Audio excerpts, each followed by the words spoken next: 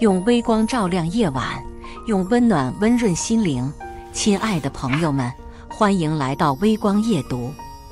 我从小一起长大的闺蜜联合我男朋友，让人在我的锁骨上刻字，还逼我拍下屈辱的照片。我哭得撕心裂肺，她却把我的脸按在脚下说：“苏苏，把罪赎完就好了。”接下来开始我们本期故事，记得点击订阅并开启小铃铛，在锁骨上刻字。陆哥，你这个想法太绝了！就算是那群善于施虐的混混，在面对这个想法时，也忍不住夸赞他的残忍。而这个提议是我曾经最爱的男朋友陆北凡提出的，直接拿刀刻一个人建议，并拿出随身的军工刀。狭长的寒芒冷冽，伤口太大不好吧？万一被他家长发现，报警可怎么办？另一个犹豫，陆哥，你看这怎么操作呀？一直冷着脸的陆北凡站在窗边，视线定在我身上，意识却神游天外。空旷的教室里，只有他打开又关上的钢笔帽的声音，咔嗒咔嗒咔嗒，最后一下重重的合上。他眉头紧皱，眼眶发红，修长的手指甩出完美的弧度。一支黑金的万宝龙钢笔被扔到面前，激起无数细小的灰尘。黑色的笔身上还能看到磨损的痕迹。用这个，陆北凡闭眼，声音轻的几乎听不见。仔细点，不要刻多余的笔画。这支笔是他10岁生日时我送给他的。那时候，他稚嫩的脸上扬起一个大大的笑容，眼里亮晶晶的。他牵着我的手坐在廊下，珍重地将钢笔捧在怀里，还说要给苏苏写进世间最美好、最珍贵的字句。而现在，他要用这支笔在我身上刻下最肮脏的字。所有的作案条件都已经备好。他坐在旁边的椅子上，准备目睹这一场凌迟。一个男生蹲下来，粗暴地撕开我的校服，露出里面白色的衬衫、米色的背心，若隐若现，引来他们一片不怀好意的嘘声。当那只手伸向衬衫的第一颗纽扣时，一旁的陆北凡突然站了起来。我以为他肯定后悔了，后悔这样对他的苏苏了。可是没有，一件宽大的校服盖在我胸部以下的地方，他那双白皙修长的手残忍得不像话，直接撕开衬衫的袖管，露出左边的手臂和整个锁骨。为什么？我狠狠地瞪着他，眼里几乎要冒出血来。陆北凡，为什么这么对我？声音绝望而破碎。该你赎罪了。他从后面抱住我，将我的双手死死扣住，镇压下所有的挣扎。不知理由的折磨是最痛苦的。这话可是你自己说的，苏苏。赎罪？我赎什么罪？我每天2点1线，往返于学校和家里，从不结交外面的混混。在学校是学习委员，是老师的好助手，尽心尽力完成任务，从不与人结怨。我到底有什么罪，需要受到这样的惩罚？然而，留给我思考的时间很短。万宝龙149的银色笔尖已经近在咫尺，我想逃，却无路可逃，身体被陆北凡死死地禁锢住，一点挣扎的缝隙都不留给我。粗糙的手掌撑在我的肩膀，一点也不锋利的笔尖抵住皮肤。惩罚开始了，一下又一下，整整9画，每一画都毫不留情，直到将皮肤撕裂，露出里面鲜红的血肉，才肯停止。我哭得撕心裂肺，陆北凡却只在我耳边不断地说：“忍一下，再忍一下就好了。”肩膀早就痛到麻木，嗓子也已经喊到沙哑，额上的冷汗打湿了头发。一个贱字才堪堪刻好。贱，我不知道我哪里贱了。从小到大，我都是大人口中别人家的孩子，成绩优异，待人亲和，从没有一个人用贱来形容过我。恍惚间想起初中有一次写作文，题目是红颜是不是祸水。课后一个男生跟同学大声议论，说我的长相就是红颜祸水。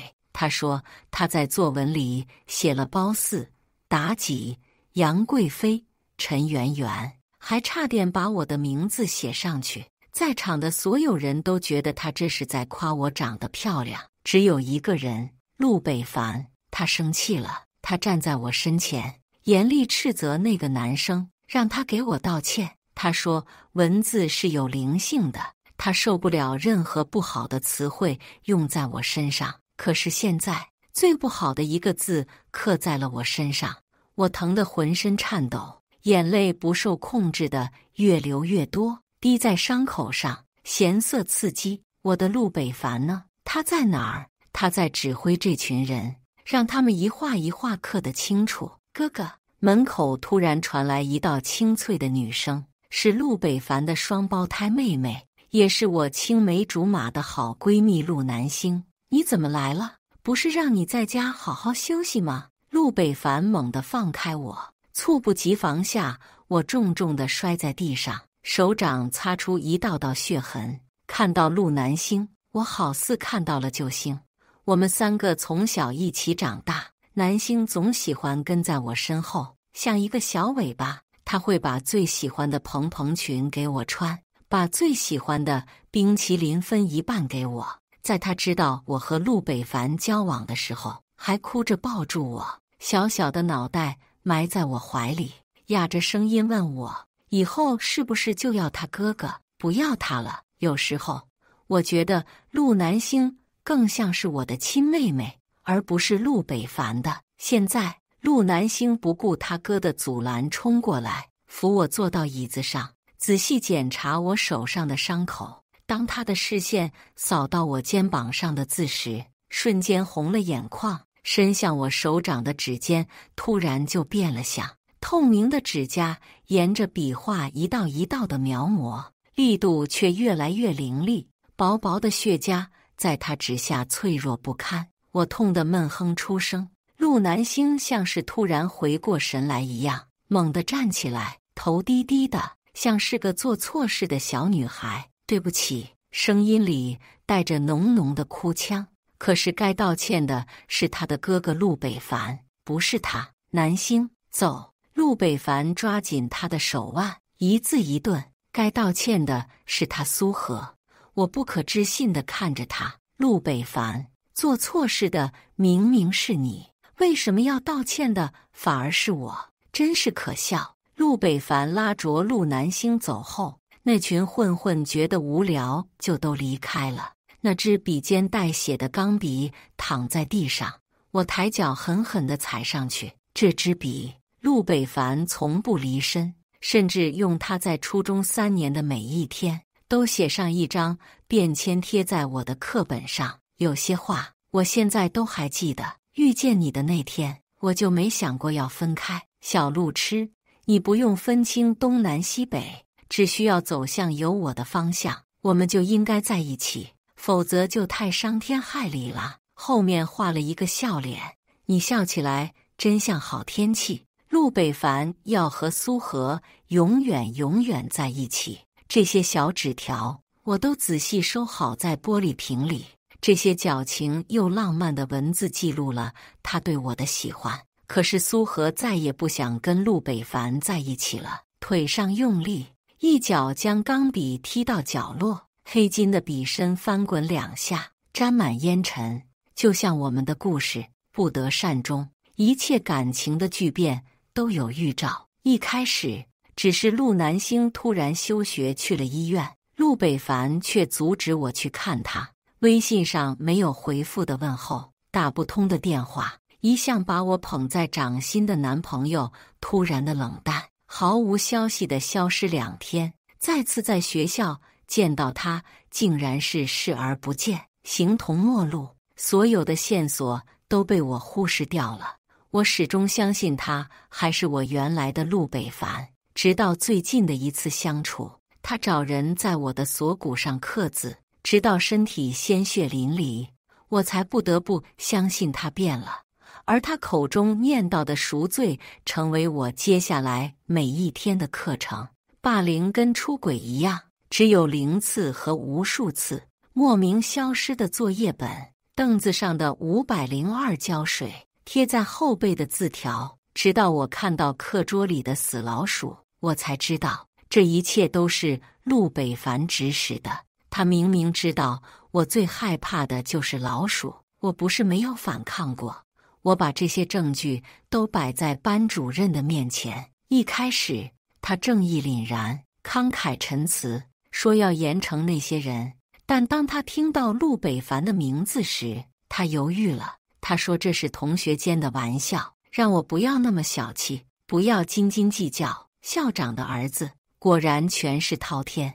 一个大课间，我在操场领操，旁边的安全委员方蕊突然推了我一把，脚下踉跄了一下，身体不受控制地向下倒去，身后是滚滚而来的人群。我极力调整自己的姿态，向旁边倒去，而非正前方。最后我成功了，身体倒在了草坪上，没有倒在跑道上。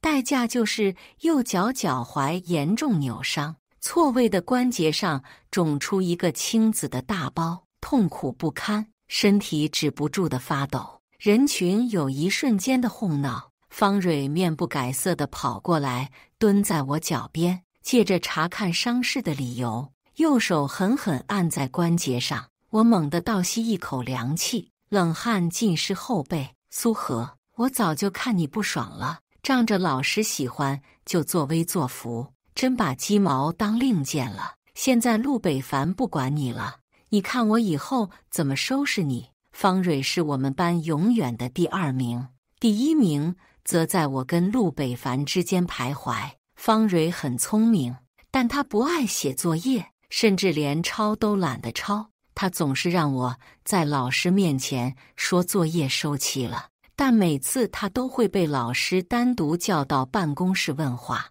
她一直以为这是我告发的，她不知道，因为她是惯犯，所以老师每次最留意的就是她。她对我的恶意或许有很久了，以前是看在陆北凡的面上不动我，现在连陆北凡都开始欺负我。他觉得他抓住了机会，更加肆无忌惮。方蕊脸上得意的笑持续不到1分钟，高挑的陆北凡跑过来，一脚就将他踹开。他看我捂着肿胀的脚踝，挤了挤眉头，弯腰把我抱了起来。陆北凡，你干嘛？放我下去。以前他的怀抱是我迷恋的港湾，现在我只感到恶寒。别闹，脚受伤了要赶紧处理。你不是很喜欢跳舞吗？陆北凡，他竟然还记得我的梦想是舞蹈啊！我学了11年的舞蹈，从5岁就开始接触芭蕾，考去舞蹈学院，成为一名专业的舞者，是我从小的梦想。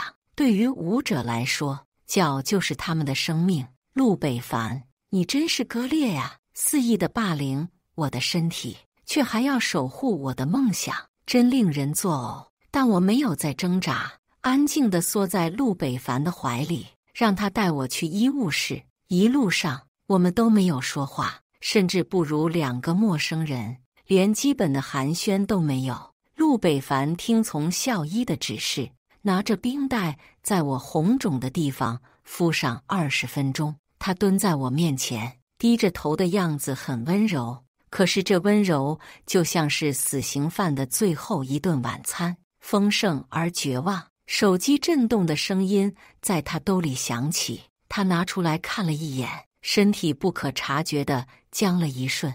我只能在阴影里看见陆南星的字样。苏苏，上次的惩罚看来还不够。陆北凡周身的气压变得极低，是雷霆之前的阴沉。他按着我脚踝的手猛然用力，双眼狰狞，我痛得不能呼吸，另一只脚疯狂地踢他，斑驳的鞋印踩在他腿上、腰上，最后落到肩上。他没有蹲稳，向后退了2步才停下，手也放开了我的脚踝。原本青紫的伤口变得紫红，像是熟到发烂的葡萄。陆北凡，你疯了吗？我愤怒地看着他，全身都在发抖。就在刚刚，我还幻想过以前的陆北凡回来了，那个连我手指划伤这种小事都会记在心里好几天的陆北凡回来了。但现实狠狠打了我一巴掌。作恶的人就算一时心软，也摆脱不了他恶人的本质。门外传来嘈杂的脚步声，班主任带着方蕊和几个目击证人过来。目击者们见到陆北凡阴沉的脸后，开始闪烁其词。原本他们都众口一词，只认是方蕊推的我，但现在陆北凡随意的一句苏荷是自己跌倒的，他们就都改了供词。毕竟谁也不敢得罪校长的儿子。班主任脸上阴晴不定，这种当堂翻供，他当然看得出受害者是我，但他没有勇气，也没必要为了我这个还算不错的学生得罪陆北凡。方蕊进门的时候战战兢兢，现在倒是完全挺直了腰杆。他观察陆北凡的脸色，见他没有帮我的意思，就将脏水全部泼到我身上。我爸知道我脚伤的消息后，急匆匆地赶来学校。他在电话里激昂陈词，说要给我讨回公道。但当他看见办公室里无所事事的陆北凡后，他偃旗息鼓，沉默不语。他认同了班主任的话，是我自己摔倒的，还要诬陷方蕊。为什么？我爸比关心我更关心陆北凡。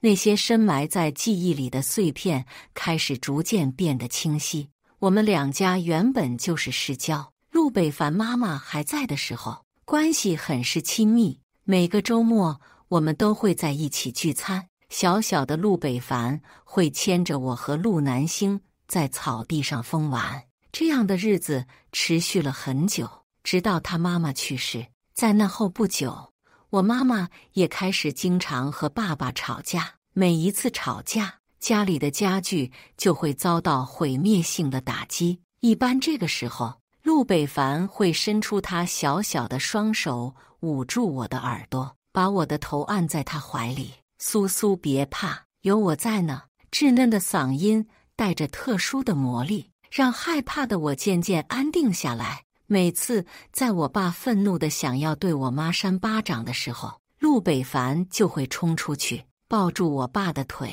而我爸每次看见他都会心软，都会从愤怒变成无奈，逼我去抱他腿，效果好上千百倍。我妈反而会变得更加歇斯底里，最后只能离婚收场。那时候我就隐隐感觉，我爸对陆北凡是不一样的。就像现在，他宁愿站在陆北凡的身边，也不愿意为自己的女儿讨回公道。爸，不怪他们，是我的错，是我自己没用，是我自己要被方蕊推倒，是我自己要扭到脚踝，都是我自己的错。我站起来，绝望地大声吼着，用受伤的脚狠狠地踩着地面，脚踝钝痛，刻骨铭心。沉默的空气像是窒息的潮水，将我淹没。我转身想走，想尽量体面地走出这间没有公道可言的办公室，但脚上的刺痛不允许我挺直腰背。在他们眼中，我只是个落败而逃的人。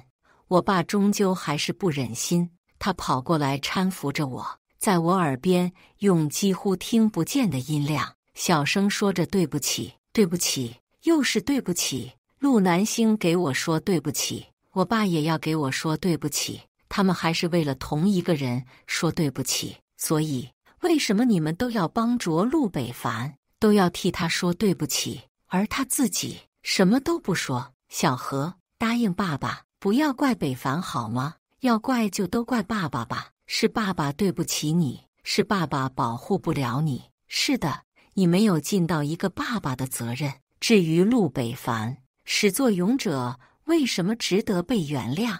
我在家里休养了1周，才勉强能用拐杖走路。这期间，陆南星在微信上找过我，他问我腿伤怎么样了，他还说他想来看我。正好我也有很多问题想问他，但我等了1周，他都没有出现。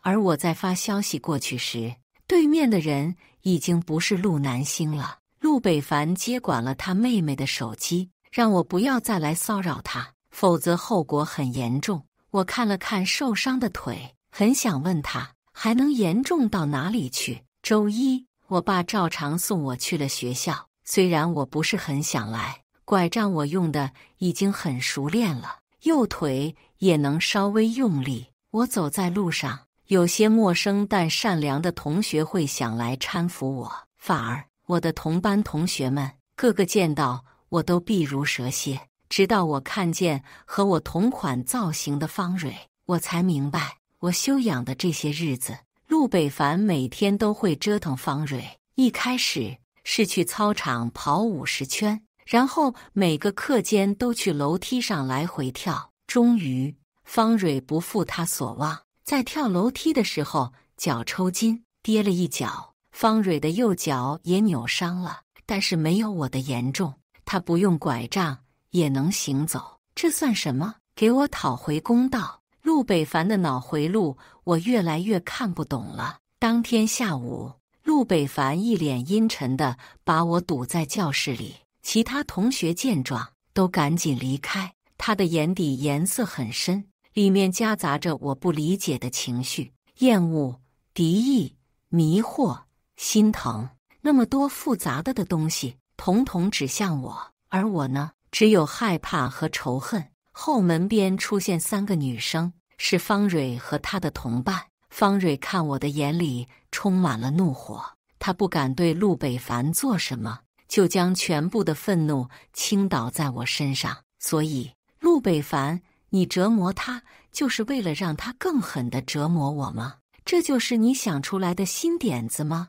锁骨上的伤口又开始隐隐作痛了。苏苏长得很好看，多给她拍2张照吧。陆北凡居高临下地看着我，嘴里吐出极其残忍的话：拍照之前先用水洗洗，不要凉水，会感冒。呵，真是可笑至极。陆北凡，你将我的身体拿去给方蕊他们蹂躏，却一边担心我会感冒，要不要这么可笑啊？方蕊他们狞笑着走来，手上拿着摄影机。陆北凡要拍的照片恐怕是最侮辱人的照片。我握紧手中的拐杖，如果他们赶过来，我就敢跟他们玉石俱焚。但没用，很快我的武器就被陆北凡抢了。他走出教室之前，甚至还贴心地拉上窗帘，关好了门窗。他把我跟方蕊关在一起，任我们撕咬。一个女生提着一桶热水泼到我身上。陆北凡说不能用凉水，所以他们用的是滚烫的水。灼热的液体从天而降，我的头发、衣襟、裤腿全都被打湿了。哦，湿身了呢。方蕊站在一边狞笑：你就是这样勾引陆北凡的吧？他这样子真骚啊，真应该让喜欢他的那些男生来看看他们的梦中女神是怎么被人玩的，去把他衣服扒了。方蕊一声令下，我就被按倒在地，双手被牢牢地箍住，衣料被撕下。我疯狂地挣扎，但也仅仅绊倒了一个人。方蕊见状，过来一脚踢在小腹上，剧烈的疼痛死死揪住我的身体。啪啪啪，他双手齐上，一个又一个耳光打在脸上，咸腥味在嘴里蔓延。我想逃，却被死死地按住。一旁还摆放着方蕊早就架好的摄影机，这个摄影机我有印象，它是陆北凡的。我练舞的时候，他会安安静静地待在教室一角，专注地看我。有一天，他带来一个摄影机，只要见到我，就一阵咔嚓咔嚓。苏苏跳舞的样子好美，我要记下所有瞬间。那时候他是这样说的：这架摄影机里有我最纯洁灵动的身影，现在也即将有最卑微屈辱的样子。人原来可以变化如此之大，一念天使，一念魔鬼。我声嘶力竭地哭喊。我知道陆北凡没有走，他就在教室外面，他一定听得到。在最后时刻，我能祈求的对象竟然只有他。门外没有丝毫动静，方蕊他们的动作也越发的蛮横。我像是一个供他们出气的沙袋，承受他们如雨般落下的拳头。昏暗中，不知道是谁的脚或者谁的拳头落在了我本就不堪重负的脚踝上。我的音量骤然拔高了1个度。走开！你们走开！你们这是在犯罪！陆北凡，你在哪儿？来救救我呀！陆北凡，可惜没人在意。他们又怎么会在意一个绝望者骤然升高的音量呢？1下剧痛，2下血溢出来了，3下4下，好像有什么东西断裂了。无人在意的地方，脚踝用一种正常人不能达到的程度弯曲着。纯洁的白天鹅再也不能站上舞台了，他们很快就累了，累得气喘吁吁。休息片刻后，开始了下半场。按照陆北凡的要求，给我拍照。你们看，他锁骨上有个剑字，果然是知道自己贱啊！方蕊嘲笑着，又踹了一脚在肩膀上。头顶惨白的灯光晃得我的眼睛生疼，苦涩的泪水早就流不出来了。我闭上眼，整个世界只有快门的咔嚓声，1下2下，频繁地、无序的。这些声音像是无形的钢笔，在我的灵魂上刻下屈辱。最后，叫停这一切的也不是陆北凡，而是陆南星。他已经很久没有来过学校了，一来，他哥就给他送了一份大礼。陆南星哭着冲进来，发疯一般的将方蕊等人推开，给我盖上校服。他哥陆北凡在看见我的瞬间就呆愣在原地，双手止不住的颤抖，一对蓝牙耳机滑落在地上。怎么会这样？陆北凡声音颤抖，满脸的不可置信，转头拧住方蕊的校服，将她提起来。我只叫你拍照，你都干了些什么？方蕊吓得脸色苍白，声音哆哆嗦嗦。他总是反抗，我只想让他乖一点。哥，快叫救护车呀！陆南星哭着嘶喊，他紧紧地把我抱在怀里，声音充满了悔恨。对，我马上就叫救护车。苏苏，你别怕，我马上就叫救护车。陆北凡掏出手机，手指颤抖地拨打电话。他想过来扶我，我却条件反射地向后瑟缩着。他伸在半空中的手顿了顿，最后只能无力地下垂。苏苏，对不起，我不知道。扑通一声，陆北凡跪在地上，他双手抱着脑袋，细长的手指在发间抓挠。这一次，我终于等来了他的道歉，但我却再也不想要了。病房里，医生看着我的伤愈言又止，最后还是告诉了我结果：右踝距腓前韧带、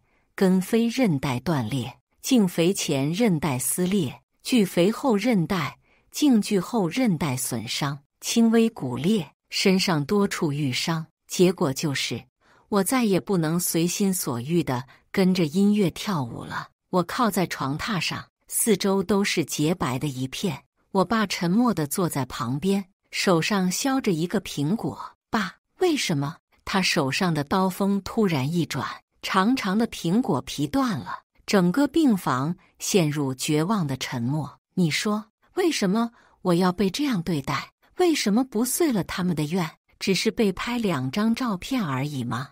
为什么要那么大的反应？反正连自己的爸爸也让我不要去计较陆北凡的过失。我爸痛苦地闭上眼，双拳捏紧。他还没说话，我妈就从门外冲了进来。这还是他们离婚后我第一次见到他。他进来的第一件事就是扇了我爸2个耳光，眼睛红红的，像是在路上哭过。苏天，你不配当他的父亲，你居然为了那个女人的儿子伤害你的亲闺女，你滚！小何以后我来照顾。我爸低着头沉默了很久，最后默然地走了出去。我妈的第2件事是拉着我的手说：小何，妈妈来迟了，以后不会让你再受委屈了。以后我还有以后吗？后来在我妈口中，我才知道，我爸爸跟陆北凡的妈妈是初恋。当初陆北凡妈妈为了家里的生意嫁给了他爸，我爸很痛苦，但是没有办法，最后只能跟我妈妈结婚。4个人里，只要我妈妈什么都不知道。婚后，两家的关系居然还很亲密，直到陆北凡妈妈去世，我爸痛哭，我妈才知道原委。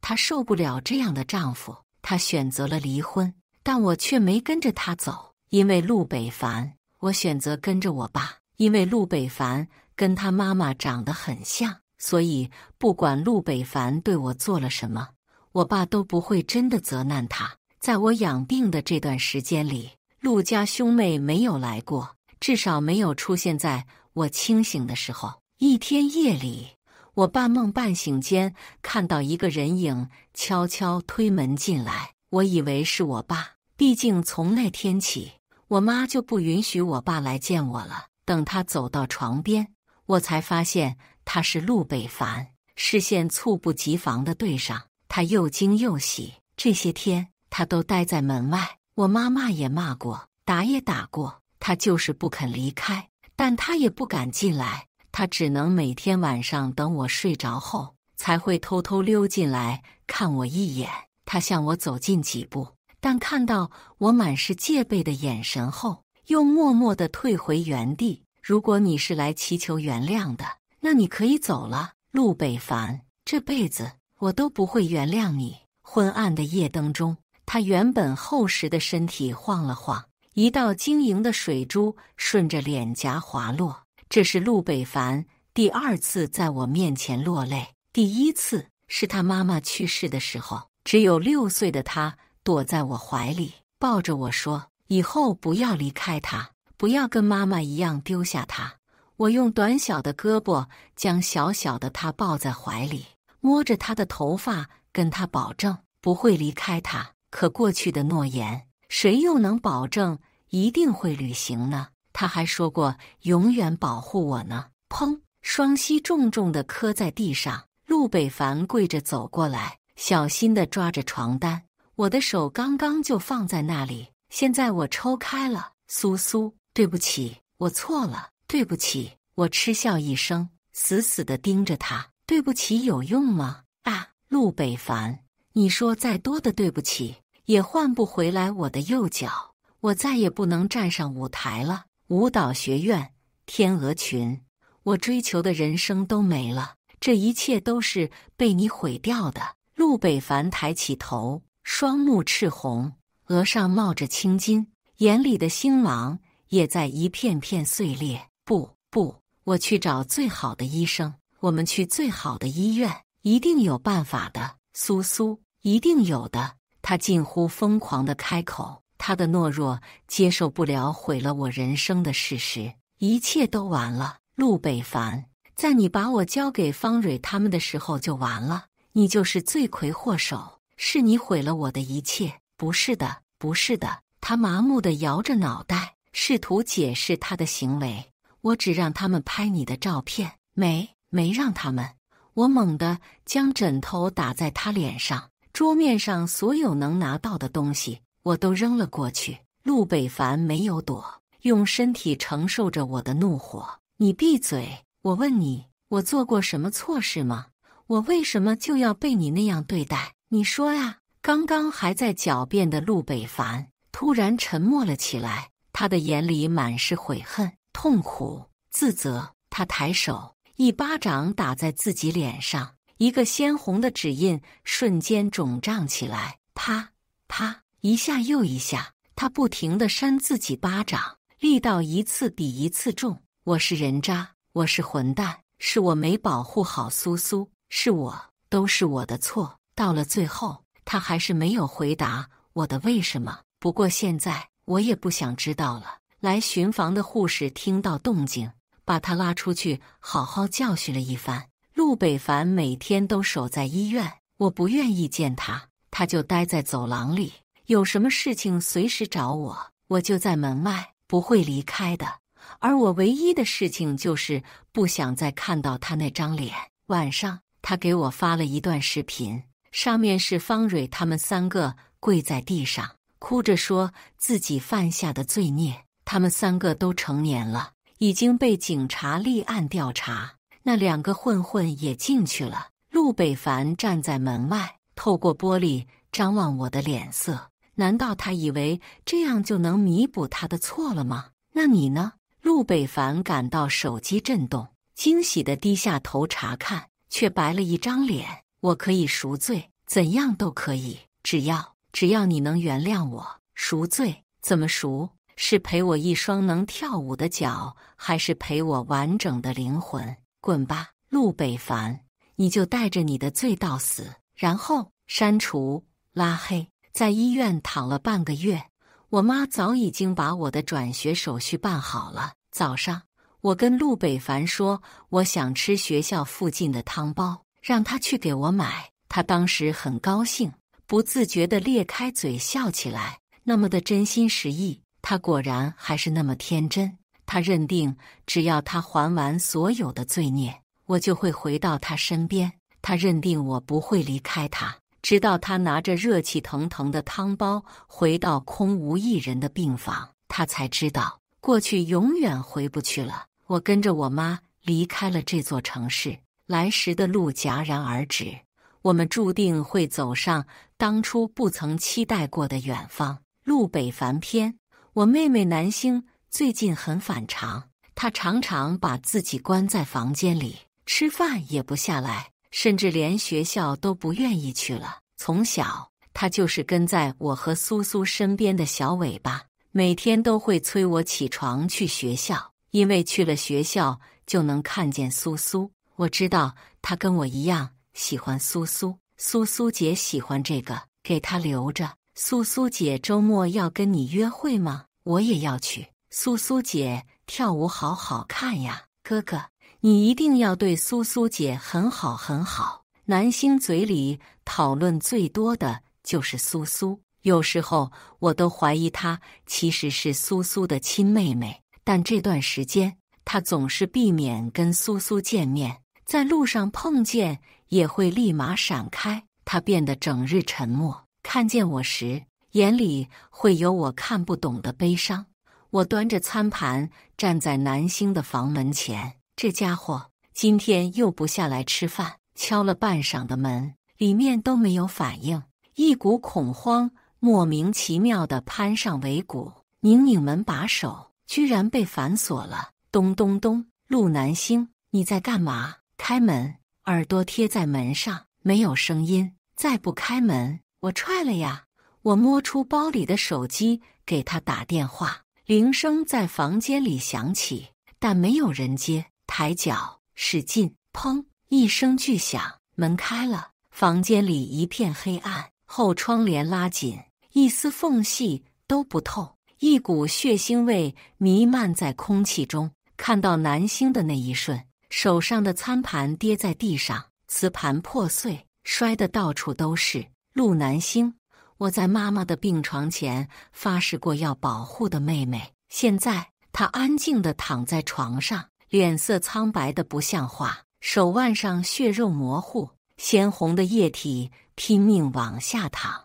我想帮她按住伤口，不让生机从她体内溜走，可是这双手颤抖得不像话。南星，南星，哥哥这就救你，你别睡，你别睡啊！最后南星还是被救回来了，他躺在病房里，像一张惨白的纸，随时都会消散一样。我不止一次地问他为什么要自杀，每当这时候，他就会闭上眼，把头偏到一边，右手按在左肩锁骨的地方，哪里很靠近心脏。我不知道他这是什么意思，但也不敢再逼问他，直到医生告诉我，南星身上有很多外伤，尤其左肩锁骨的地方，哪里被人刻了一个字，深可见骨，那个字就是剑。医生让我不要逼问南星，说他精神很不稳定，基本可以诊断有抑郁症。南星，我活泼可爱的妹妹为什么会得抑郁症？是谁居然敢在她身上刻字？我愤怒的一拳打在医院的墙上，皮开肉绽，鲜血淋漓，痛，好痛啊！南星身上是不是也这么痛过？我内疚的红了眼眶。我父亲每天都很忙，很少会管我们，所以我妈走的时候把妹妹托付给我，要我好好保护妹妹的。但是这些年我都在做什么？我在跟苏苏谈恋爱，我把注意力都放在苏苏身上。南星那么开朗，那么活泼，以前什么话都会跟我说的妹妹，我竟没有发现，这2年来她变得越来越沉默。我是个不合格的哥哥，我发誓一定要为南星讨回公道。但当我看见他日记本时，我犹豫了。南星暂时上不了学，我就去学校拿他的东西。在课桌里，我发现一本日记，开篇只有一句话：苏苏姐，苏苏，对不起，真的对不起。心脏突然揪了起来，心里有不好的预感。日记没有几篇，很快我就都看完了。上面记录了苏苏对南星的霸凌，在他锁骨上刻字，骂他贱人，对他拳打脚踢，甚至还拍了南星的裸照。但是这怎么可能？我不信，我不相信。苏苏那么喜欢南星，她从小就对南星好，她会把省下来的课本费拿去买零食，逗南星开心。在南星因为没有妈妈被欺负的时候，站在他前面斥责那些人。苏苏怎么可能会霸凌南星？疑惑、痛苦、不解。我焦急地跑到医院问南星，这些都跟苏苏有关吗？南星眼眶瞬间红了，一行清泪给了我最终答案。事实摆在面前，我才不得不信苏苏霸凌了南星。我把日记看了无数遍，上面的每一个字都记录着南星的痛苦和挣扎。在我不知道的时候，南星竟然受了这么多痛苦。南星因为我一直在忍耐，所以我决定让苏苏赎罪。我看着苏苏，她跪在我面前，哭着问我为什么要这样做，为什么要在她身上刻字，还是这么屈辱的字。说实话，她哭的瞬间我就心软了，但是不行，南星身上的痛苦我都要讨回来。苏苏也知道这是很不好的字啊，那他为什么要刻在南星身上？为什么要让南星受这种屈辱？我抱着苏苏疯狂挣扎的身体，她哭得撕心裂肺，眼泪滴到我手上，滚烫异常。苏苏，再忍一下，只要赎完了罪，我还会像以前一样疼你的。行刑结束时，南星突然出现在教室，他偷偷从医院跑了出来。他给苏苏披上衣服，心疼地抱住她。我看不明白他的反应，他不应该很痛快吗？直到南星看着苏苏锁骨的伤口，眼里炙热又疯狂。在这个瞬间，我觉得我做对了，就这样一点一点拔除南星心里的伤痛。可是在我拉着南星回家的路上，他突然像是失忆了一样，他不记得刚刚发生的事情。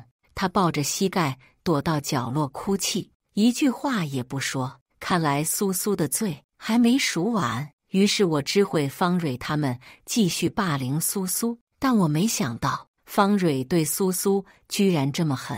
苏苏的脚严重扭伤，她坐在地上茫然无措的样子让我的心狠狠地痛了一下。我几乎是下意识地踢开方蕊，抱着苏苏就往医务室冲去。等我反应过来时，手上已经拿着冰袋了。那个在我记忆里穿着白色裙子跳舞的苏苏，是那么的纯洁美好。她会蹦蹦跳跳地扑倒我怀里，挽着我的手臂告诉我，她会考上最好的舞蹈学院，会在最大的舞台上翩翩起舞，所以脚一定不能受伤。兜里的手机震动了2下，上面是我爸发来的信息。他说南星被诊断出了精神分裂，手下意识地握紧，全身血液开始回流。苏苏被我弄疼了，疯狂地踹我。当初他也这么踹过南星吧？那一刻我几乎要疯掉了，但我忍住了。后来他回家养伤，是我给苏叔叔发消息，说这样会耽误他的学业，说我会在学校照顾好她，说我已经知道错了。我求他把苏苏送回来，说我想他想的不行。苏叔叔从小对我就特别好，几乎是有求必应，这一次也不例外。我给苏苏准备了最后一场刑罚，只要完成，他的罪就赎完了。我也不想再看到他哭泣的样子，但是为了南星，我不得不这么做。那天我一直都站在门外，我知道方蕊很讨厌苏苏，我害怕他下重手，只要听到情况不对劲，我就会立马冲进去的。我听见他们在争吵，然后是苏苏的哭喊，我心里像刀割一样难受。苏苏，再忍一下就好。我戴上耳机，音量调到最大，想暂时逃避他的哭泣，但我没想到，我爸居然把南星给带来学校了。南星听到苏苏的哭声，狠狠地瞪了我一眼，他冲了进去，他推开方蕊那群人，把苏苏抱在怀里，像是抱着一块易碎的珍宝。怎么回事？他不是应该很苏苏的吗？他为什么要哭着让我打120？这一次，苏苏伤得很重，南星也没有再理过我。我爸直接扇了我一巴掌。在医院外面，南星质问我为什么要这样做，我感觉很奇怪。我只想让苏苏给你赎罪而已。听了我的理由后，南星呆愣在原地，他痛苦地抱着脑袋，拼命地抓紧头发，眼里布满血丝。你错了，哥，你错了。带着哭腔的声音充满绝望。苏苏姐从没有霸凌过我，是我，一切都是我的错，是我喜欢上他，是我想占有他。但你是我哥哥呀，你们那么恩爱，我不想拆散你们的。知道真相的那一瞬间，我只觉得眼前黑暗，地动山摇，是我无耻，是我肮脏，我居然对苏苏姐有那种想法。但我真的好喜欢她呀，喜欢得不得了。那本日记，我多希望它是真的。如果苏苏姐对我像日记里那么坏，我就不会喜欢她，喜欢到疯了。南星仰起头看我，眼里除了悔恨还有疯狂。所以日记是假的，霸凌是假的，苏苏从来没有做过对不起南星的事。他的话犹如千万道疾驰的箭矢向我射来，让我连呼吸都变得困难。我身上的伤口是我自己弄的，每次想他想的不行了，我就会在身上划一刀，这让我很轻松，你知道吗，哥哥？当我看见他锁骨上刻着跟我一样的字时，我居然很高兴。我想我们是一样的了。最后，南星又哭又笑，捡起地上的石子，尖锐的棱角狠狠划自己的手臂。南星身上的伤是自己弄的，那苏苏呢？是我弄的。我死死抓住南星的双手，手臂止不住的颤抖。我必须马上送南星去医院。原来，我爸已经给南星订了精神病院。今天南星只是想见苏苏一面，所以才会到学校去。结果正好撞见方蕊他们。车上，南星一直抱着我哭，上气不接下气。哥哥，是我不好，是我下贱，你不要让苏苏姐知道好不好？我不想她讨厌我。我僵硬的点点头。苏苏现在最讨厌的是我，哥哥。苏苏姐身上的伤口跟我一样也，她是不是也喜欢我呀？南星突然坐了起来，摸着锁骨上的字，痴痴的笑，脸上挂着还未消失的泪痕。喜欢。苏苏很喜欢南星，鼻里泛着酸楚。我伸手摸了摸他的脑袋。南星开始犯病了，哥哥，我们周末去吃汤包好不好？苏苏姐最喜欢香菇的，我也要。手臂被南星抱在怀里，语气充满憧憬。我痛苦地点点头。把南星送回医院后，我疯了一般往另一家医院冲。苏苏，我的苏苏在哪里？对不起，对不起，对不起，一切都是我的错，我的错。我很快见到了他妈妈，跟苏苏长得很像。我焦急地抓住她的手臂，问她苏苏的情况。她见到我后，愤怒地抬起手臂，一巴掌接一巴掌地扇在我脸上。当初我就应该把女儿带走，要不是他说要在这陪你，我才不会把抚养权给苏天。苏天是苏苏的父亲，当初他们离婚，他妈妈争夺了很久的抚养权，最后却不了了之。原来是苏苏自己选择留下来的，为了我，所以我都干了些什么呀？我心痛如绞，拼命扇自己巴掌，一掌接一掌，只求他能让我进去见苏苏。你滚吧，你不配再见他。不，我不走，我哪里也不去，我要一直陪着他。从那天起，我就住在走廊里了。我不敢白天去见他，我害怕他用仇恨的眼神看我，所以只能晚上偷偷看他几眼。他所有的伤痛都是因为我就是个人渣。苏苏在医院休养了半个月，那些欺负过他的人也都得到了应有的惩罚。这半个月，他基本没有和我说过几句话。不过没关系，只要他越来越好就行。今天早上，他突然叫我进去，说想吃学校南门的汤包。那家汤包是苏苏最喜欢的，每周我们都会去。我笑着跟他说我去买，让他乖乖等我，就跟以前一样。他不知道，那一刻我的心才开始真正落地。我记得那天的风格外的轻柔，阳光也一点不刺眼。可是当我拧着汤包回病房的时候，里面已经没有人了。我心里一慌，连忙抓住路过的护士，问他里面的人呢？走了。走哪里去了？我机械地问出来，声音都在颤抖。我怎么知道？出院了呀。手里的塑料袋滑落，滚烫的汤包啪地摔在地上，溅起无数油花。哎，你干嘛？东西掉了，你走哪儿去？收拾啊！身边好吵，但我好像听不见了，满脑子都是走了。苏苏走了，他不再要我了，身体僵硬而麻木。我不知道我走到了哪里，只觉得周围的人都在喊我，汽车的喇叭声也络绎不绝。走了，都走了，苏苏走了，南星也被送去了精神病院，他们都离开了。一道巨响突然从旁边传来，我感觉自己飞到了天空，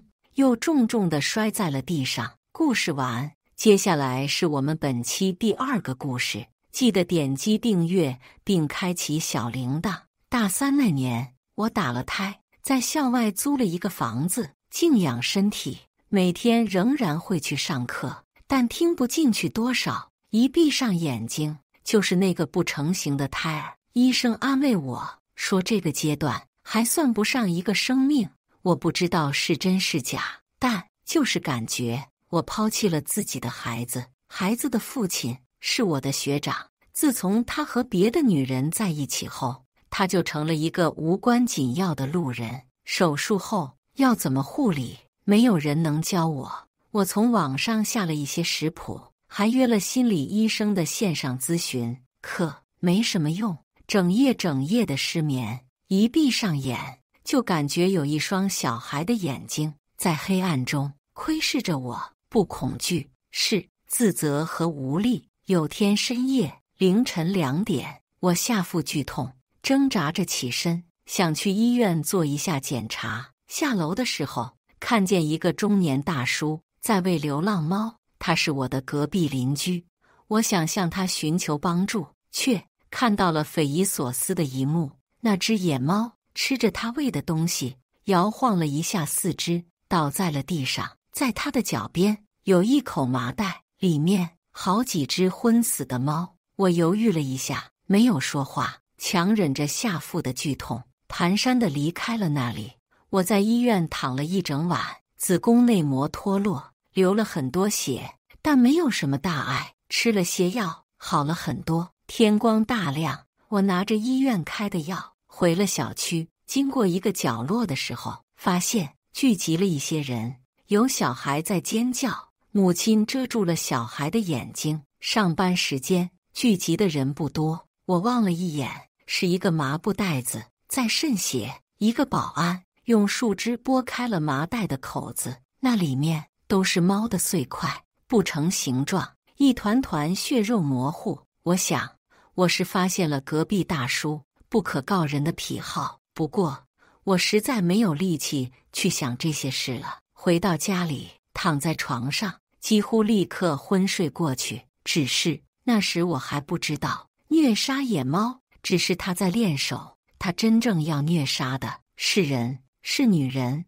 说起来，我刚搬过来的时候就注意到了这个大叔，40岁上下，一身孔武的肌肉，平日里戴着一副墨镜，出门上下楼手里拿着一根金属棍子，在地上敲击辨别障碍物。他是一个盲人，一个奇怪的盲人。即便拿着导盲棍，他的走路速度比正常人都要快。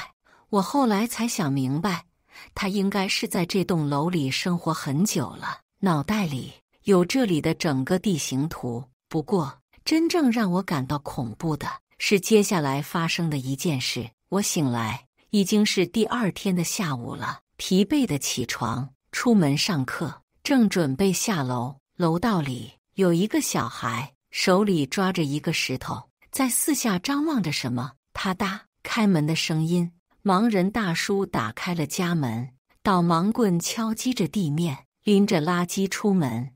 那小孩满脸的愤怒，竭尽全力，竟将石头向他扔去。坚硬的石头飞向他的头，这一下，哪怕是成年人，恐怕也要头破血流。我刚要出声提醒，却惊愕地看到他躲开了。我几乎以为自己眼花了，可真真切切地看到他猛地侧了一下头，石头砸在他身后的铁门上，砰一声，嗡嗡作响，铁皮凹进去一大块。那小孩也完全呆住了。紧接着，我看见了超乎想象的一幕，他侧了一下自己的耳朵，好像在分辨什么声音。那个小孩慌张地跑了起来，想要逃。下一秒，盲人大叔如同一只无声野兽，猛地冲刺，速度之快，我几乎看不清他的动作。他冲到了小孩的身后，那小孩很胖，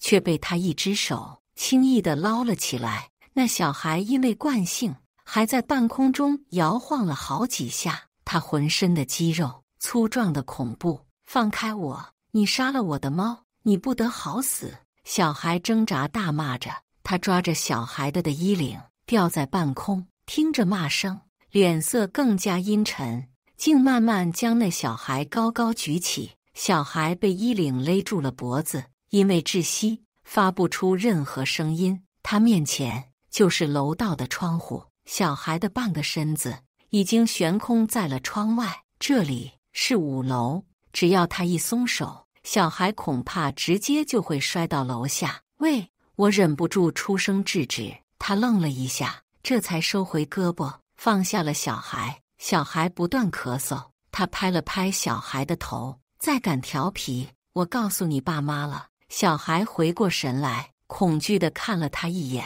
慌不择路地跑了。楼道里只剩下我和这个盲人大叔。夏日的蝉鸣喧嚣震天。你不是盲人？我迟疑着问他。他沉默了一会，摘下了自己的墨镜，展现在我眼前的是大面积的淡红色眼白，以及病变萎缩的晶状体，像破碎的玻璃球。我听说过这种病变，基本是全盲的。我说了声抱歉，转身也准备下楼。猫会遗弃自己的幼崽。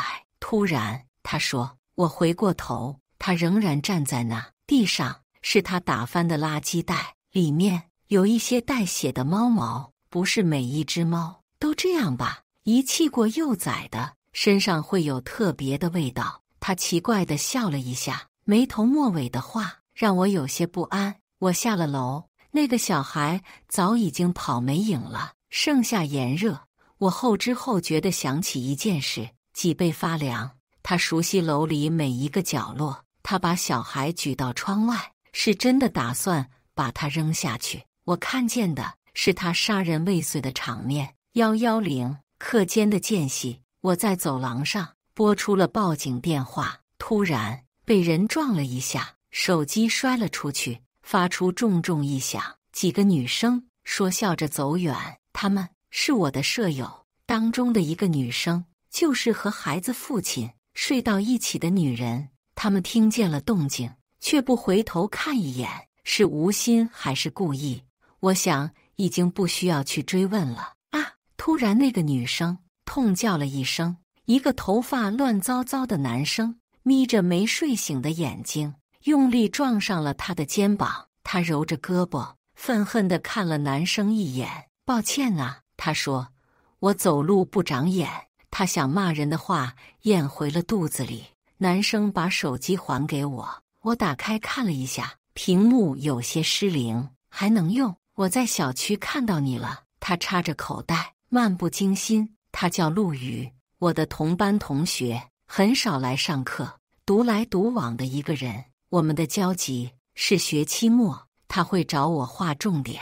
他自顾说着话，我这才知道他也住在那个小区，而且从大一开始就住那了。医生说我这里有点问题，躁郁症什么的。他指了指自己的脑袋，只能搬出去住了。你呢？他问我，我没法回答。他识趣，没有追问，胳膊趴在栏杆上，沉默地望着外面。回不去宿舍的话，早点搬家吧。冷不丁的，他对我讲。什么？我一愣。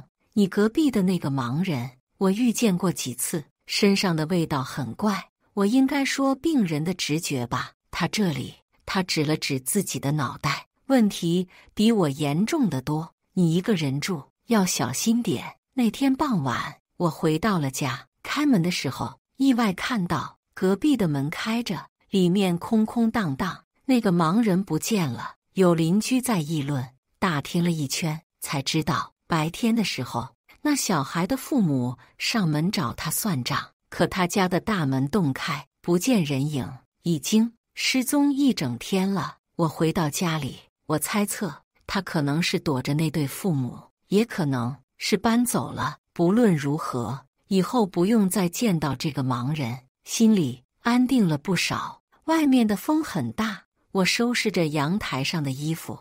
一户人家的挡雨棚被吹得阵阵作响，暴雨夜要来了。我记着陆羽说过的话，反锁了客厅的门。那天晚上，大概是这段时间的休息都不好，我睡得特别的死。雷雨即将到来，空气闷热，气压很低。深夜里，我在一次被下腹的剧痛疼醒，脑袋昏沉，浑身无力。我挣扎着翻身，连下床的力气都没有，一片漆黑。忽然之间，我听见了叮铃当啷的响声，我转过头，是客厅的一个保温杯掉到了地上，滚到了卧室门前。银色的保温杯折射着深夜的月光，借着月光，我看到了我这辈子最恐怖的一幕。一只手探到门边，捡起了那个保温杯，那只手捡起了保温杯，而后收回，消失在门边。死寂黑暗的客厅里传来了轻微的脚步声，以及保温杯被放回桌上的动静。我浑身汗毛炸起，有人在我的家里，一个不说话的人。是谁？不管是谁，我大脑里疯狂闪烁着一个念头：我现在很危险。我小心地不让自己发出任何声音，拿起手机想要报警，可是拿起来才发现，大概是因为下午摔过，怎么点都打不开屏幕。突然，卧室整个的亮了一下，积压了一整天的雷雨云，此刻暴怒地闪起了巨雷，雷声隆隆作响。我瞬间明白自己要做什么了，借着雷声遮盖自己的动静，用最快速度反锁上卧室的门。至少那个人破门的时间足够我向窗外大喊求救，一定要快。下床，电不及走，手即将够到那扇门，心脏狂跳。那个时候，我发现我偏偏忘记了一件事：雷声同时遮盖住的还有那个人的脚步声。一道闪电在窗外划过，照亮了整个卧室。我看见一个苍白的人就站在门口，是他，那个住我隔壁的盲人。想要关门，已经来不及了，他已然踏进了门内，就在我的面前。他一只手摸着墙，沿墙行走，另一只手里抓着一柄剜肉刀，那上面还有一小排放血槽。我连呼吸都要停住，巨大的恐惧让我彻底呆在了那里。雷声小了下去，他侧了一下耳朵，朝向卧室内的空间。他无声地前行着，我不敢发出任何声音，最小的幅度，侧过身，极慢地侧开了身子，后背被汗水打湿，轻轻靠在了墙上。他和我错身而过，我根本不敢呼吸，生怕发出任何声音。他悄无声息地走向了我的床，来到了床头。我是这个时候才注意到了奇怪的地方。他停顿了一下，抬起脚，跨过了地上的小垃圾桶。很奇怪，他明明是一个盲人，为什么他会知道我家的地形？而且我明明锁死了门，他是怎么进来的？忽然间，我想起了邻居们议论，他失踪了一整天。一瞬间，脊背发凉。他不是失踪，他是藏在我的家里。我睁大了眼睛，惊恐地看着他的身影。他高高举起了那把剜肉刀，胳膊上的肌肉青筋诡异地暴起，剧烈的撞击声，那是我刚才躺着的位置。那把刀用力地插了下去，连地板都似乎震动了一下。那一刀空了。他疑惑地抬起头，侧着耳朵，他在聆听。我靠着墙，黑夜里不敢有任何动作，脑袋里清楚记得那小孩逃了没2步，他循着声音瞬间扑上去，有如饿虎。如果发出声音，我就死定了。多久了？时间一分一秒地流走，黑暗的卧室里死一般的寂静。他的手在床上摸索了一会，直起了身子。突然，他将刀尖轻轻对在了墙上，他开始沿着墙移动。他在找我。我止不住的双腿发软。我知道这种时候必须冷静，可是恐惧战胜了一切。我的大脑一片空白。窗外突然巨大的白光闪过，又是一个巨雷轰然炸响。这雷声使我清醒了些许，脑中像猛地抓住了一个救命稻草。声音只要听不见，他终究是一个瞎子。雷声还在隆隆作响，我没有犹豫，立刻挪动身子，垫着脚尖退出了卧室。他的刀尖划过了我刚才靠着的墙，雷声已经远去了。我浑身冒着冷汗，停在了那里。很幸运，今晚是雷雨夜，雷声彻底小了下去，消失不见。离客厅还有一个过道的距离，我知道只要再等一个雷，借着雷声的掩护，我就能逃出去。我要逃出去，可是他也停住了。他的手摸了一下墙面，那上面有我沾上去的汗液。我的双腿止不住打颤，豆大汗液从额上划过，我全然没有知觉，只听见它坠在地上，在这个死寂的夜晚清脆的摔碎。一瞬间，我的脑袋里只有一个念头：跑！我赤脚踩在地面上，疯狂冲向客厅，下腹的剧痛仿佛消失了。我知道这是我的求生本能在起作用，每一个器官，每一块肌肉都在为了让我能活下去而疯狂运转。有声音在逼近，我近乎本能地侧了一下身子，刀从背后刺来，擦破了我的衣服。我失去平衡，摔倒在地上，翻滚出去，下意识地摸了一下肚子，没有伤口，只是擦破了衣服。他再次朝我扑了过来，我没有喘息的时间，慌乱地爬起，就在眼前，大门就在眼前。我不顾一切地大喊着：“有小偷！”同时朝门冲去，像是狂风卷来。我的手刚够到门把手，就感觉一股巨大的力量钳住了我的咽喉，咽喉被用力掐着，再发不出任何声音。窒息感，意识逐渐模糊，我被往后拖拽着，无力地看着门把手离我越来越远。我从昏厥中苏醒，黑暗之中，他的背影呢？这里是我家的卫生间，我的四肢都被捆着，上下颚之间勒着一圈布条，勒得很深，口腔里有血腥味，细碎的声响。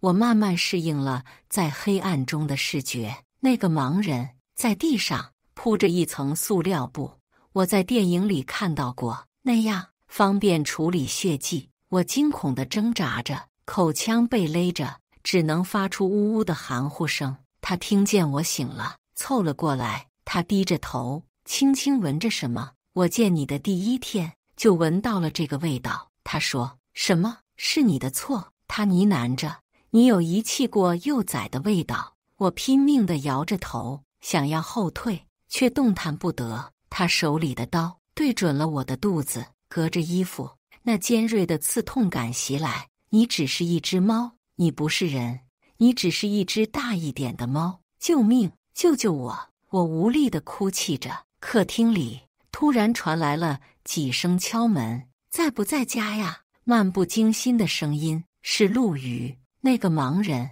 像雕塑一般陷入了绝对的寂静。我的瞳孔微缩，我知道，想要活下去，这是唯一的机会了。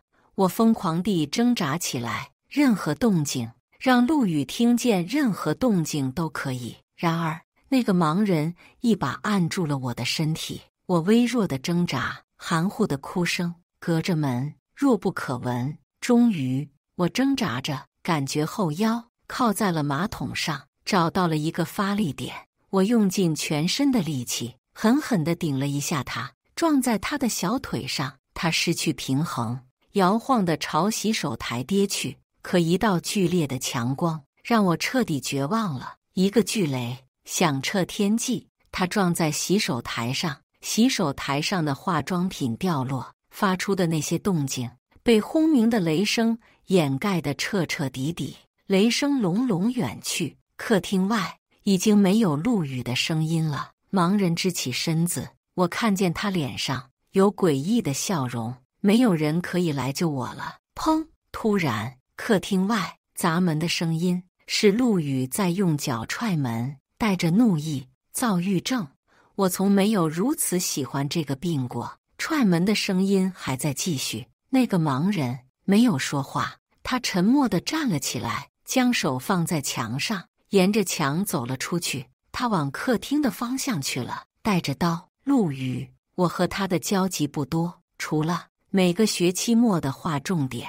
我听过他的传闻，是他揍过舍友，因为那个舍友编排了某个女生的黄段子，他不由分说打断了那个舍友的鼻子。那个女生是不是我？传闻久远，记不清了，但我不希望她有事。我挣扎着，在地上挪动着自己的身子，喘息着，终于将头探出了门。一双沾了雨水的鞋子停在了我面前，抬起头，是陆羽。陆羽的身上没有打斗的痕迹，他的脸上只有震惊与茫然。不对，既然是那个盲人给他开的门，为什么那个盲人却失去了踪影？我看向前方，毛骨悚然。客厅里敞开的大门渐渐合上，露出了那个盲人一直藏在门后的身影。他是故意放陆羽进来的。我拼命挣扎，示意陆羽。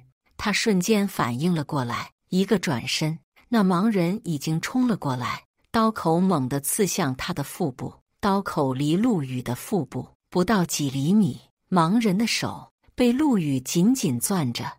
我能听见两个人的肌肉因为绷紧而颤抖的声音。突然，陆羽仰起了头，随后重重地撞向盲人的鼻梁。那一击重击终于让盲人脱手，刀掉在地上，清脆作响。陆羽没有停留，一把将盲人拽向自己。盲人的下腹正中他的膝盖。陆羽满脸暴力，像发狂的野兽，一连几下膝撞，每一下都是一声闷响。可忽然间，那盲人伸出了手，抓住了陆羽的脖子。陆羽失去平衡，被盲人的蛮力一推，脑袋重重撞在了墙上。陆羽摇晃了一下身子，勉强站定，却又瞬间被抓住脑袋，接连撞击，很多血溅到眼前的地板。我疯狂地扭动着身体，终于手指够到了那把掉在地上的刀，刀口对准绳子，艰难摩擦好几次，刀尖擦破皮肤，尖锐的疼痛。快一点，再快一点！忽然，我感觉整个手腕一松，用力一扯，挣开了手上的绳子。我坐起来，用力割开脚腕上的绳索，踉跄地站起来，想要去帮忙。抬起头，却只看见陆羽的身体失去意识，疲软地倒在了地上。那个盲人一身的血站在那里，他侧着耳朵，我踉跄站起来的声音他听见了，他知道我在哪。我握紧了手里的刀，忽然间他猛地冲了上来，我心脏几乎狂跳至爆炸，手里的刀猛地向前刺去，他没有躲。我看见他抬起了一只胳膊，锐利的刀刃在惯性下直接没入他的手臂。我感觉像是被一辆车迎面撞了一下，整个人摔了出去，翻滚在地上，耳朵嗡嗡作响。我艰难地抬起头，他拔出了手臂上的刀，低淌着胳膊上的血流，朝我走来。不远处，陆羽倒在地上，脑袋下涌着血，杳无声息。我绝望地看着那个盲人，越走越近。完了，妈妈，你后悔吗？突然，他说什么？一道巨大的闪电在天空中炸开，像是彻底炸开了摇摇欲坠的积云。狂怒的暴雨轰鸣坠落，楼下的遮雨棚被暴雨砸得作响。那个盲人明显地愣了一下，几乎是同一时间，我的心脏也暴跳了起来。雨声来了，他抓着刀朝我狂扑过来，我用尽力气起身，翻滚着躲开，刀口用力刺下，却只是磕在了地上，崩了一个缺口。他没有迟疑，立刻拿着刀横扫挥舞着，然而刀刃划过的只有空气而已。我大汗淋漓，借着雨声早已经躲开了，暴雨还在倾泻。我赤足垫着脚尖退出了过道，来到了客厅。那个盲人侧着耳朵，暴雨倾泻而下，只有无穷的噪音。他用力地拍了拍自己的耳畔，却只是徒劳的，他什么都听不见了，没有了声音，他就只是一个瞎子。我望了眼大门，离我不到2步的距离。现在冲出去，敲开每一户人家的门，叫醒每一个熟睡中的人，他就彻底完蛋了。我的手够到了门把手。妈妈，突然他说，我数3声。他说，他跪在地上，抓着陆羽的头，刀口对准了陆羽的脖子。他侧着耳朵聆听着，让我听见你的声音。刀尖扎进陆羽脖颈的皮肤，渗出了血。陆羽昏迷着，一根手指微弱地跳动了一下。1、2，我在这。我说。他笑了起来，声音大一点。我在这。他侧着耳朵辨认了一下我的方位，离门远一点。好，我答应着他，用力踏了几步。你只是在原地踏步，他便警惕了。现在这个距离，我完全可以打开门冲出去。可是陆羽，他手里的刀又进入了一点陆羽的皮肤。我咬了咬牙，后退了几步。暴雨还在宣泄，狂躁的噪音充斥着室内。穿上鞋子。什么？穿上鞋子？玄关附近，高跟鞋。我明白过来，他要确保能听见我的脚步声。我没有办法，只能弯腰捡起鞋子，穿上了，又在地上走了几步，给他听。我离门很远了，放了他不够。他说，桌子。什么？把客厅的桌子推到门口。好，我依照他的指示推着那张桌子，吱呀作响，挡住了门。现在唯一的出口被堵上了，我唯一能祈祷的只有这嘈杂的动静能够惊醒楼下的住户。他直起了身子，踉跄了一下，皱了皱眉，捂了一下下腹。我看见他嘴角渗出了一些血，被他吞咽了回去。大概是之前陆羽的几个膝撞中了他的脏器。如果你呼救，他活不了。他说。他抓着陆羽的一只手，在地上拖拽，朝我走来。他很谨慎，受伤的脏器还要拖拽成年人的身体，这让他走得很慢，大概是他料定我已经彻底无计可施了。我看了眼陆羽，他脸色惨白，被拖拽着在地上拖出了长长的血迹。我的指甲掐着手心的肉，逼迫自己冷静，大脑拼命地运转着。我要活下去，我要带着陆羽一起逃出去。妈妈，那个盲人的声音，为什么要遗弃我？我愣了一下，他一直在说这些诡异的话，到底是什么意思？他质问着，拖拽着陆羽朝我走来。为什么要用烟头插我的眼睛？为什么从不回来看我？渐渐的，我明白了，他曾经是被母亲抛弃的孩子。对不起，我不要听你说对不起，我要听你的惨叫。妈妈！剧烈的强光闪过，雷鸣划破天际。他不知道，我在等的就是这道雷。那双高跟鞋，我没有完全穿进去，早已经被我在原地悄悄脱下。雷鸣炸响，我用力地蹬向地面，朝他狂冲了过去。雷声掩盖了所有声音，他感觉到了迎面的风，下意识地想抬起胳膊，但是太迟了。咚！我手里抓着那个保温杯，几乎是全身的力气，重重砸在他下腹的位置，那里是他受伤的脏器。他被我的惯性带倒，重重跌倒，我也失去平衡，一个膝盖磕在地面，痛入骨髓。他挣扎着想起身，我扑了上去，抓着保温杯，对准了他下腹的位置，再次用力地砸下。黑暗中，仿佛有一双小孩的眼睛在窥视着我。很奇怪，这个时候我想起的是陆羽下午坏掉的手机。他说：“你一个人住，要小心一点。”保温杯举起，重重落下，一下两下。下午的走廊上，陆羽转身要走，突然回过头，他说：“你别胡思乱想，就不会失眠了。你怎么知道？”他指了指自己的脑袋，笑了笑。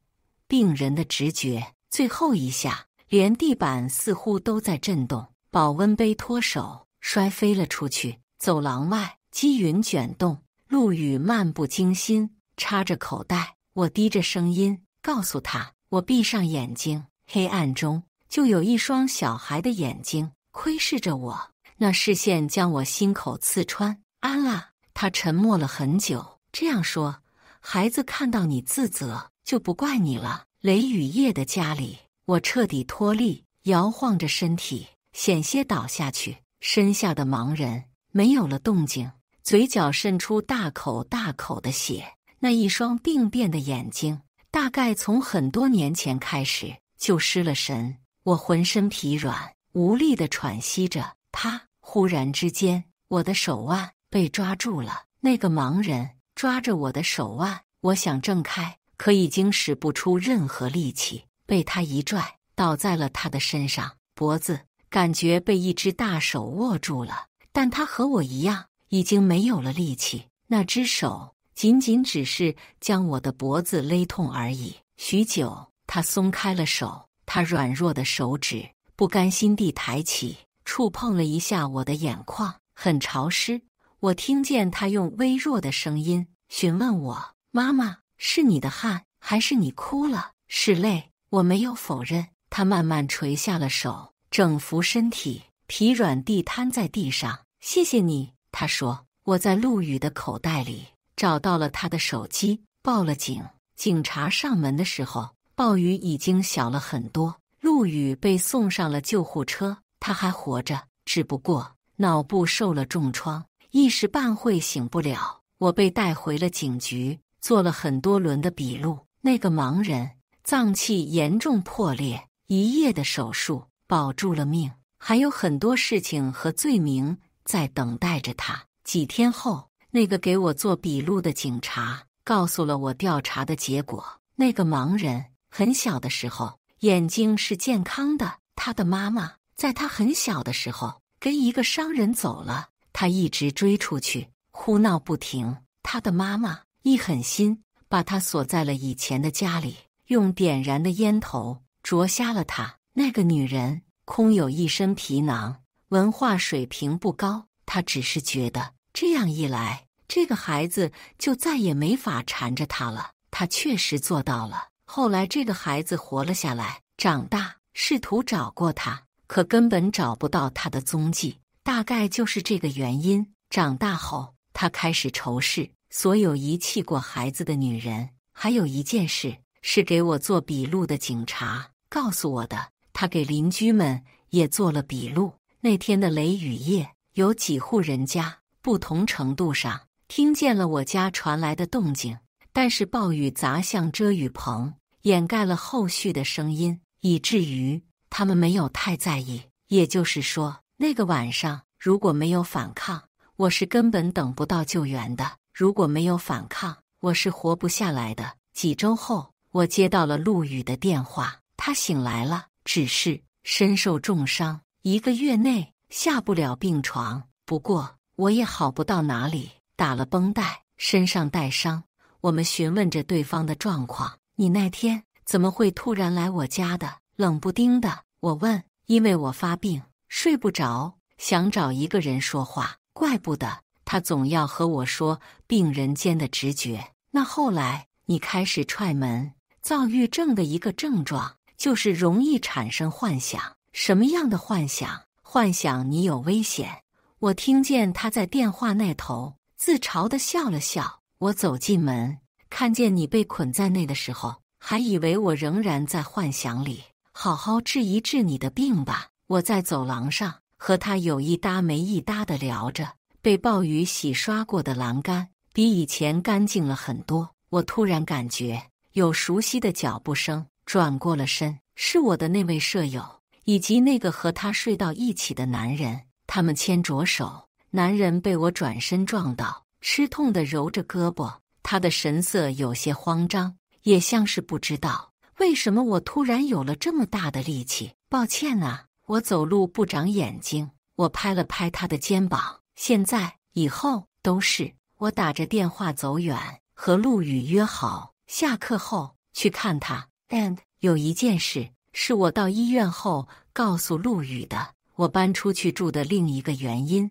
是被排挤，对吧？我还没开口，陆羽就替我说出了答案。他吃着我削的苹果，躺在病床上，像个小少爷，不过是打满绷带的那种。你怎么又知道了？操，你一个宿舍，就你独来独往，我瞎吗？那是雷雨夜来临前的事了。那时候我刚打完胎，没有告诉任何人，躺在宿舍，难受得快要死掉，肉体、心里都是。那个舍友打着电话，语笑嫣然。电话的那头是我死去孩子的父亲，他是专门打给我听的。他想把我赶出去。我知道你说原因，大概是我从来不敢反抗吧。欺负人这种事是会上瘾的。那段时间，他的手段变本加厉。深夜里，我从楼层的公厕回来，发现宿舍的门从里面锁上了，一个人只能在楼下的长凳坐到天明。还有抽屉里突然出现的蜥蜴尸体，保温杯里喝完的热水，杯底有蜥蜴的断肢。呕吐之后，打从心底的恐惧。我搬了出去，说是为了静养，其实是为了躲避。骨子里怯懦的人只想得到躲避。直到雷雨夜，那个晚上，暴雨一直在下。我的家里，地上、墙上到处都是血迹。陆羽昏迷在地上，那个盲人也不知生死，唯独我还醒着。离警察上门还有一段时间，我坐在地上，劫后余生，喘息着看着他俩。后来我听见了一个声音，从卧室传来的。回到卧室，在床上摔坏的手机屏幕亮着，他终于开机，紊乱的显像，但还是能看清上面的画面。有一则消息，几个小时前，来自我的那位舍友，他在自己的社交账号上发布了他的恩爱照片，文案是：他说他终于遇见了对的人，还有一个偷笑的表情，艾特了一些人，其中包括我。我想他是希望再一次伤害到我吧，想让我受伤，想让我自卑，想让我痛苦。只是在那个晚上，我站在血迹遍地的家里，看着那充满心计的画，想着它背后的逻辑，内心很平静。第一次觉得挺幼稚可笑的。我给陆羽削着苹果，他听着我的诉说。对了，你那个房子不能住了吧？他说。我打算搬回宿舍去，探望的时间到了。我放下削好的苹果，和陆羽道别离开。喂，他突然叫住我，去我家住吧。我一愣，是在担心我吗？没事了，我笑了笑。现在到他们怕我了，我会去找那个男的聊一聊。在我狂躁症发作的时候，他絮絮叨叨地说着。但是呢，人吧，总是得在快乐的环境里待着。您一个躁郁症患者，就别指导我快乐了吧。我拎起了包要走，他的视线始终盯着我。我叹了口气，你家的钥匙在哪？门口，消防柜最下面的夹缝里。要我住多久？不知道，可能会很久吧。陆羽说，等我出院，我会照顾你的。感谢大家的观看。本期影片大家觉得是第一个故事精彩，还是第二个故事精彩呢？欢迎大家在下方评论区讨论。如果你喜欢这类故事，记得点击订阅微光夜读，并分享给更多的人，这会对我帮助很大。再次感谢大家的观看。